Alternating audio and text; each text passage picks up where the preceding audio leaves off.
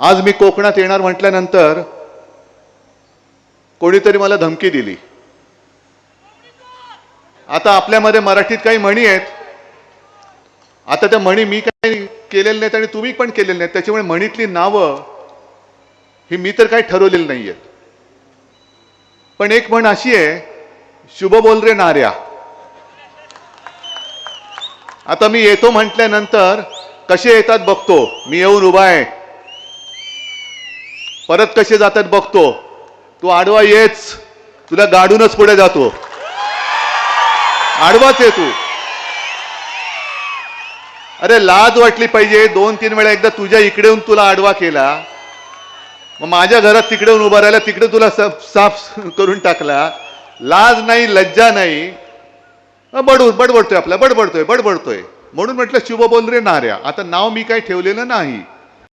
रत्नागिरी सिंधुदुर्ग लोकसभा मतदारसंघाचे ठाकरे गटाचे उमेदवार विनायक राऊत यांच्या प्रचारासाठी ठाकरे गटाचे प्रमुख उद्धव ठाकरे यांची शुक्रवार दिनांक 3 मे रोजी कणकवलीत सभा पार पडली। या सभेत उद्धव ठाकरेंनी पंतप्रधान नरेंद्र मोदी, केंद्रीय गृहमंत्री अमित शहा आणि भाजपवर सडकून टीका केली। तसेच इंडिया आघाडीचे सरकार आल्यावर महाराष्ट्रातून नेलेलं सर्व परत आणणार अशी शपथ उद्धव ठाकरेंनी यावेळी घेतली। उद्धव ठाकरे यांनी आपल्या भाषणात भाजपचे उमेदवार नारायण राणे यांच्यावरही नाव न घेता निशाणा साधला व नारायण राणेंनी केलेल्या टीकेला प्रत्युत्तर दिले। संपूर्ण महाराष्ट्रभर फिरतोय, कोकण माझे हक्काचे आहे, तुम्ही आपली आहात, आपले नाते हे पंतप्रधान नरेंद्र मोदी आणि केंद्रीय गृहमंत्री अमित शहा यांच्यासारखे नाही, बहुत पुराना रिश्ता है असे म्हणत उद्धव ठाकरेंनी टोला लगावला। 7 तारखेला इथे खासदार विनायक राऊत यांना मतदान करू, इथले आवरून तुम्ही सर्व मुंबईत या असे उद्धव ठाकरेंनी आपल्या पदाधिकाऱ्यांना आवाहन केले। कोकणात येणार म्हटल्यावर कोणीतरी धमकी दिली। मराठीत एक म्हण आहे,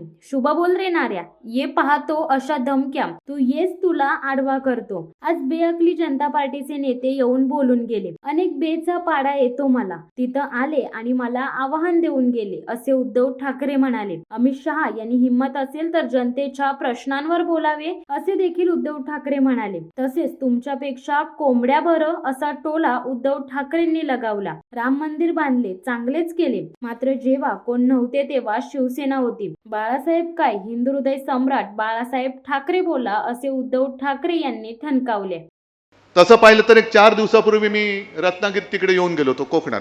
आता म्हटलं 4 दिवसांनी परत येऊन बोलायचं काय, पण देव आपल्यावरती किती देवाचे आशीर्वाद आहेत बघा।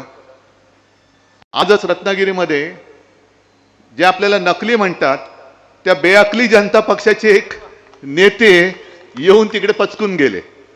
बेअकली जनता पार्टी म्हणजे शिवसेनेला नकली म्हणतात ते बेअकली असतील, नाही तर दुसरं काय। पुन्हा एकदा चॅनलला सांगतोय, बेअकली जनता पार्टी। आज हा नवीन शब्द दिलाय, कारण आजपर्यंत मी भेकड जनता पार्टी म्हणत होतो, काही लाज वाटायला तयार नाही। भाकड म्हणत होतो, काय लाज वाटत नाही। कमळाबाई म्हटलं, आता बेअकली म्हणतोय।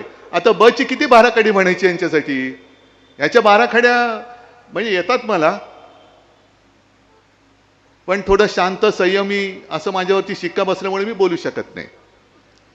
आता हे बेअकली जनता पक्षाचे जे सरदार आहेत ते येऊन गेले तिकडे आणि मला काही गोष्टीत आव्हान देऊन गेले, हिम्मत असेल तर त्याच्यावर बोला, हिम्मत असेल तर त्याच्यावर बोला। अहो अमित शहाजी, तुमच्यात जर का हिम्मत असेल तर जनतेच्या प्रश्नावरती बोला। 10 वर्ष तुम्ही तिकडे अंडी उभवत बसलाय, कोंबडी चोर बरोबर घेतला तरी अजून अंड्यात पिल्लू का नाही बाहेर येत, त्याच्यावरती बोला। नुसतं आपलं उभवतंय आपलं, अहो तुमच्यापेक्षा खरंच कोंबडं बरं, अंड उभवलं तर पिल्लू तरी येतं। तुम्ही 10 वर्ष खुर्च्या उभवताय तरी त्यातनं काही बाहेर पडत नाही, ढेकणं झाली असतील खुर्चीमध्ये तरी लाज नाही।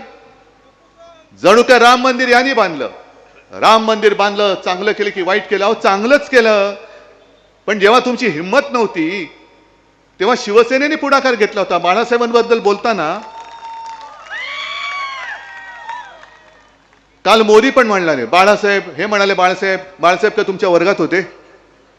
हा, बाळासाहेब काय हिंदू हृदय सम्राट म्हणा, हिंदू हृदय सम्राट शिवसेना प्रमुख बाळासाहेब ठाकरे बोला। तुम्ही हिंदू हृदय सम्राट बोलायला तुमची जीभ अडखळत असेल तर त्या जिभेला सरळ कसं करायचं ही माझी कोकणातली नव्हे संपूर्ण देशातली जनता जाणते.